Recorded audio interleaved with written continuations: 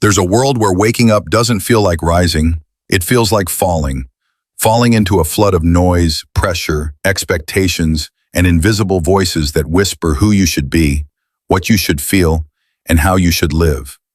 In that world, everyone seems to be fighting for control, over people, over circumstances, over fate itself. But one person chose a different path. He didn't try to silence the storm, he learned to walk calmly through the center of it. He wasn't a monk or a mystic hidden away in some distant mountain. He was ordinary, like you, like me. But he had discovered something extraordinary. A key, small and quiet, tucked inside each of us, the mind. His life didn't become perfect, the waves still crashed, the chaos still came, but something shifted. He began to experience a peace that didn't rely on what happened around him, a happiness not handed to him by luck or timing, but carved from within.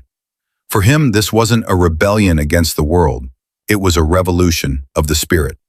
Not about controlling what's out there, but mastering the only thing truly within reach, his response, his thoughts, his inner world. It was a journey inward, a quiet pilgrimage to a place most people never think to look. And there, in the silence behind the noise, he found something powerful. A kind of stillness that wasn't fragile, but unshakable. Happiness, he realized, isn't a reward for the lucky. It's the natural result of a mind that's been trained to see clearly, to think wisely, to choose peace. And that person could be you. In the heart of a city that pulses without pause, where every moment is consumed by noise and need, there was someone who decided not to rush. While crowds raced past, their faces lit by blue screens and blinking notifications, he stood still, not out of retreat, but out of choice. And in that stillness, something extraordinary happened. As others scrambled to catch up with their days before they even began, he stepped into the morning like it was sacred ground.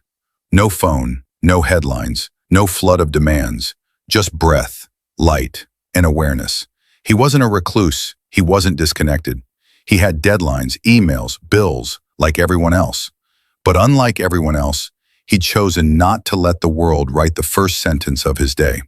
Once upon a time, he had lived like that, reactive, plugged in, consumed before sunrise. His mornings were battlegrounds, and he was always losing.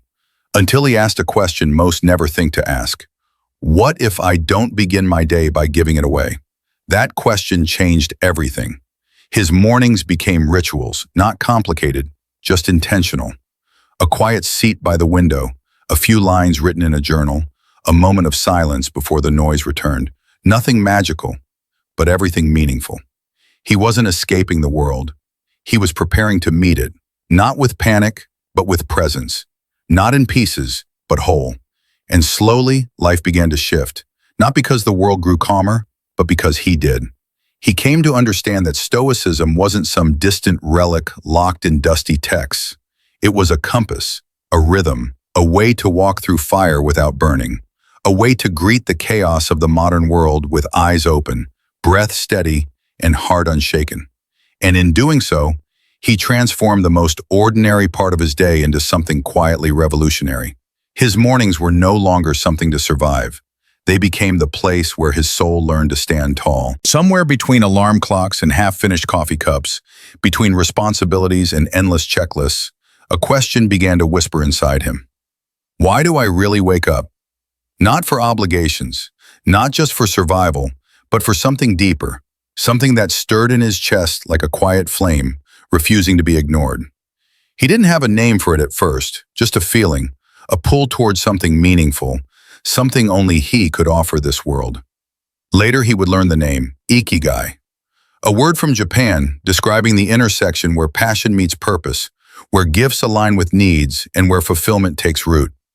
But back then, all he had was the ache, a sacred kind of restlessness that whispered, there's more. So he started searching, not by looking outward, but inward. He sifted through old joys, forgotten dreams, quiet moments when time disappeared, clues scattered across the landscape of his life. And slowly, he began to see the outline. Ikigai wasn't about finding one perfect calling. It was about weaving together what he loved, what he was good at, what the world needed, and what could sustain him. into something that felt like home. With that clarity came transformation. Even the mundane became meaningful. Conversations felt richer, his steps more certain. He wasn't just living, he was aligning. And mornings, they stopped being battles with sleep. They became invitations. A chance to meet the day with open eyes and an open heart, knowing he was building something that mattered, something that would outlive him. This journey toward purpose didn't happen overnight. There were days of doubt, moments of fog, but he stayed with it. He kept asking, kept listening, kept showing up. Because when you find that inner fire, when you touch the reason you were placed on this earth, the thought of hitting snooze becomes irrelevant. You don't just wake up, you rise. At first it was subtle, almost unnoticeable, like the way the sky changes before sunrise. Soft, slow, but undeniable. He didn't announce it. There were no grand declarations, no overnight miracles. But something inside him had begun to turn. The weight he had carried, the heaviness of aimless days, the fog of routine, began to lift, one layer at a time. There was more breath in his lungs, more stillness in his thoughts, more color in the everyday moments he used to overlook. It wasn't because life had suddenly become easy. The world outside hadn't changed, but he had. And that made all the difference. When you begin to live in alignment with your reason for being, your ikigai, life doesn't explode in fireworks. It hums, it glows, it steadies. There's a sense of coming home to yourself, even in chaos. The things that once drained him no longer held power. The distractions, the comparisons, the empty pursuits, they lost their appeal. Not because he fought them, but because he was finally filled with something real. There was a new rhythm now, a quiet, soul-deep momentum. Each step he took toward his purpose fueled the next. Each small act of alignment became a thread in the tapestry of a life well lived. And people noticed. They couldn't always name what had changed, but they felt it, in his voice, in his presence, in the way he showed up without needing to prove anything. This wasn't the high of a quick win. It was the peace of knowing who he was becoming. The flame that once flickered in the dark now burned steady. And though the journey was far from over, he walked with the quiet confidence of someone who had remembered why they were here. Because when your days are lit by meaning, your entire being begins to shine, from the inside out. There comes a moment on every soul's journey when something imperceptible shifts, and everything changes. What once felt like a conscious effort begins to feel like second nature. The routines that once required discipline now flow effortlessly. It's no longer about forcing yourself forward. It's about being pulled by something deeper. That's what happened to him. The early mornings no longer felt like sacrifice. The long hours weren't measured by fatigue, but by fulfillment. He wasn't chasing a dream anymore. He was living it. And more than that, he was becoming it. This is what it looks like when passion turns into devotion, when your ikigai is no longer something you do, but something you are. He moved through his days with quiet certainty, not because he had all the answers, but because he no longer needed them. The questions that used to torment him had dissolved into trust, trust in the process, trust in the path, trust in himself. He didn't fear the obstacles. He welcomed them, because now each challenge was just another layer to peel back, another step toward depth. There was power in his presence, but not the kind that demands attention. It was the quiet magnetism of someone aligned.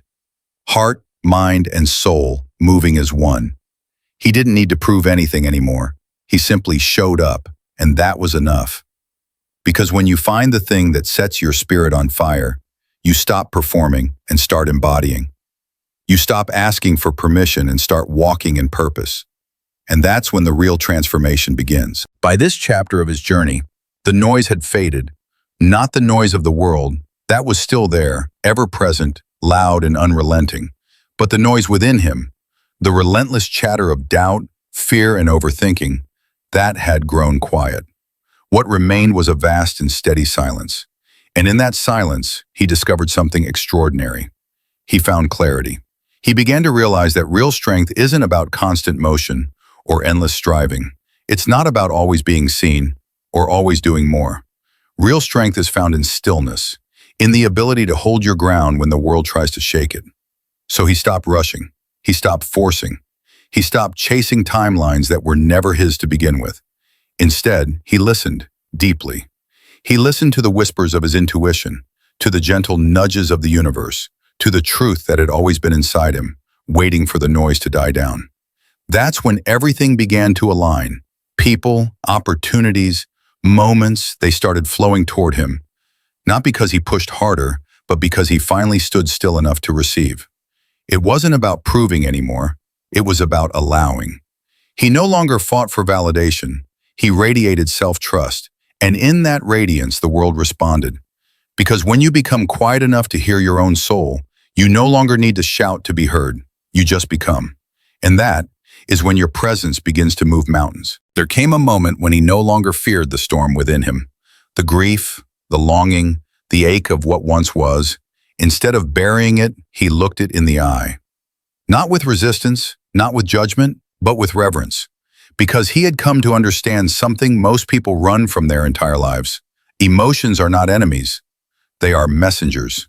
He let the tears fall when they needed to. He let the rage burn, not to destroy, but to illuminate. He sat in the heaviness of sorrow until it softened into wisdom. Every feeling, every pulse of heartache, every swell of love, it was all part of his becoming. And in that radical permission to feel, he found something astonishing. Power. Not the kind you wield over others, but the kind that steadies you in chaos. The kind that doesn't tremble when truth arrives uninvited. He no longer avoided the shadows. He walked straight into them, because now he knew his light could hold. This was no longer a boy hoping to be chosen. This was a man who had chosen himself. And from that place of emotional mastery, he stopped reacting to life and began shaping it. Because when your heart no longer hides, the world can no longer deny your presence. He didn't come back the same way he left. When he returned, there was no noise, no grand declaration, just a man who had walked through fire and emerged forged, not burned. You could see it in his eyes, clear, unwavering, like they'd seen the darkest parts of the soul and made peace with them. The world that once made him small no longer held power over him. The validation he once begged for, he now carried within. He walked among others, but not to be seen. He walked because he had nothing to prove. His presence didn't demand attention, it commanded it. Not with arrogance, but with an undeniable calm that comes only from self-knowing. The mask he used to wear had fallen away. He no longer needed to pretend. He no longer needed to chase, because he had found something far greater than approval. He had found his center. And in that stillness, he became the kind of man others looked to, not for answers, but for truth. He wasn't perfect, he was real. He wasn't untouchable, he was grounded. He wasn't trying to be powerful, he simply was. And that was enough to shift the entire room when he walked in. Because when a man returns to the world after meeting his soul, he doesn't bring back ego, he brings back presence. He no longer loved in the way the world had taught him, with grasping hands and fearful hearts. The man who returned from the ruins of himself had shed all that. What he offered now wasn't love wrapped in conditions or demands. It was something quieter, deeper, almost sacred. When he looked at her, he didn't see someone to complete him. He saw someone he could meet, soul to soul, with nothing to hide and nothing to fix. She didn't have to shrink herself to soothe his ego, nor dim her light to make him shine brighter. Her freedom didn't threaten him anymore. Her power no longer felt like competition, because he had stepped into his own. There was no need to dominate, to control, to conquer. He had already conquered the only battlefield that truly mattered, the one within. And so he loved her in the most disarming way possible, by allowing her to be fully herself, by standing beside her, not in front, by offering his heart not as a cage, but as open space.